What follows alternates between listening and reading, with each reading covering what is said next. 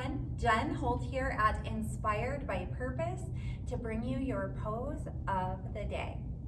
Today's pose is called Natarajasana or dancer's pose. It's a standing pose, it's a balancing pose, it's a back bending pose, so much going on. So we get to work on our balance, we get to work on our core strength, we get to work on strengthening all the muscles through the legs, the feet, the ankles, the lower body, as well as strengthening the back body. We're opening through the front of the body, the quads, hip flexors, abdomen, chest, and shoulders. There's so many ways to approach this pose, so many ways to come into it. So let's go over that now. I thought we would start with the chair variation because this is actually a really great thing to incorporate into your day if you find yourself working at a desk. If you find yourself here most of the day where your shoulders are rounding forward, or that's where they get to ultimately after you start to relax or get tired and you're on your computer, we're gonna come out of this by bringing the shoulders back and down and creating a little back bend. So it's a really nice way to sort of break up your work day. And if you incorporate it into your day, you may actually find that you have a little bit more space through the neck and shoulders and a little bit less tension. So we're gonna start in our chair, and I'll also say I have a chair without arms that's intentional.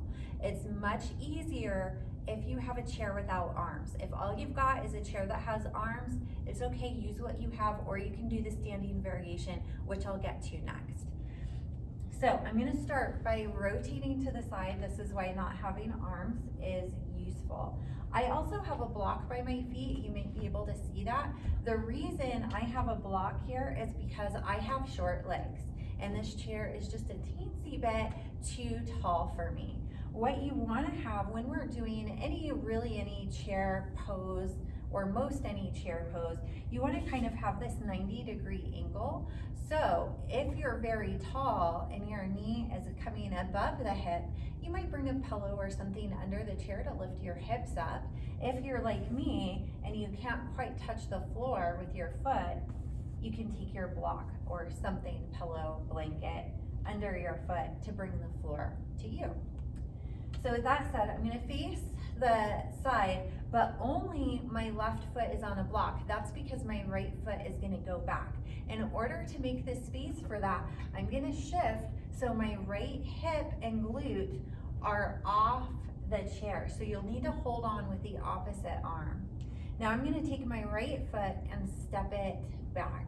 And how far you step back is gonna determine how deep of a stretch you get. We're here in a little bit of a quad and hip flexor stretch. Think about allowing both hips to be facing toward the side of the chair that you're facing, so shoulders and hips are pretty aligned. Now, one thing that often can kind of complicate or make the pose a little bit more challenging is the shoulder here. Lots of us have really tight shoulders, and you might find that your shoulder rounds forward a little bit. So what we're gonna try to do is to get it to go back. And you might do a few rotations here, just helping to loosen up that tension around the shoulder blade. We're gonna see if we can keep the shoulder back and down. This may be your pose for today. This may be where you land. If you're ready for it, you can start to bend that right knee and pick up the foot. See if you can hold the foot with your hand.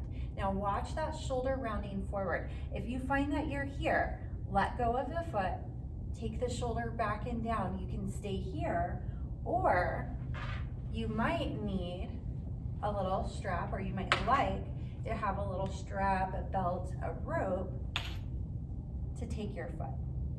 So you hook it around your foot and then you bring it in. Once again, see if you can keep the shoulders back and down. Sometimes when we use the strap, we pull on it so much we're doing this kind of thing, but we want to try to keep the shoulders and hips aligned and the shoulder back and down. So this is giving me that chest opening, and it's also giving me a deeper back bend.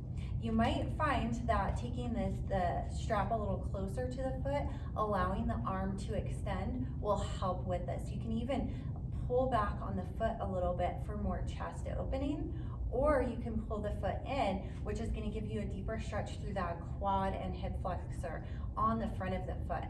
When you're ready to play with a little back bending, you can kick the foot away, reaching chest and right hip forward, and here we are in a deeper back bend. So that's our chair variation. Obviously, this is a standing balance pose, so there's also a standing variation. And I'll show you what that looks like. We have many of the same options. The biggest thing that changes is that we're just coming to our feet.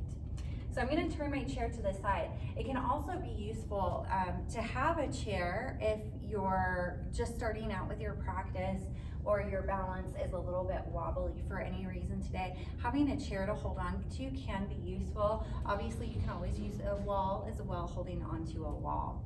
So we're gonna take more weight into that left foot, looking to see if we can align toes and heels, ankles, hips, and shoulders. Shift a little bit more weight to left foot, and then we're gonna start to kick the right foot back and reach back through your arms. And you can just check it out and see if you can reach or not. If you can't reach, that's when you can use your strap around the foot. If you can take the foot all the way into the hand. Remember the shoulder, we don't want it coming forward. We want it moving back and down, and it might be helpful to undo the bind with your foot. Find that first, and then you can work toward the bind. Hips and shoulders are facing toward your chair or toward the short edge of the mat in front of you. You can work on that bigger quad stretch by pulling the foot into the body. You can kick the foot out and away for a bigger chest and shoulder stretch, or you can work on kicking up and in to your dancer's pose, holding onto the chair, holding onto a wall. If you don't need that support with the chair or the wall, you can work on a little bit more balance by letting that go. Shift more weight to the standing foot, the left foot, right foot comes back. Now it might be helpful to use opposing forces here, reaching up through the left hand, rooting down through that left foot. Find your focal point, one spot in front of you that's not moving, and then allow the foot kicking out to drive the posture. Try not to allow the hip to open. Keep it so that the belly is facing the mat. You're reaching out with the left hand, kicking up with the right foot.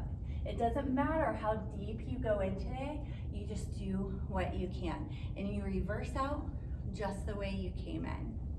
It is a pretty big pose. It's a pretty big back opener. So you might like to take a little forward fold after that. That'll help bring the heart rate down and give your back a little bit of a stretch. You could do a simple forward fold, bringing your hands down by your feet, allowing the head to hang heavy, or any other forward fold that feels good for you. Child's pose is also great after that one if you have the ability to do so. So that was our pose of the day, again called Natarajasana. If you have any questions, comments, concerns, please feel free to leave them for me. I hope to see you here in center or online very soon. Thanks so much for joining me today.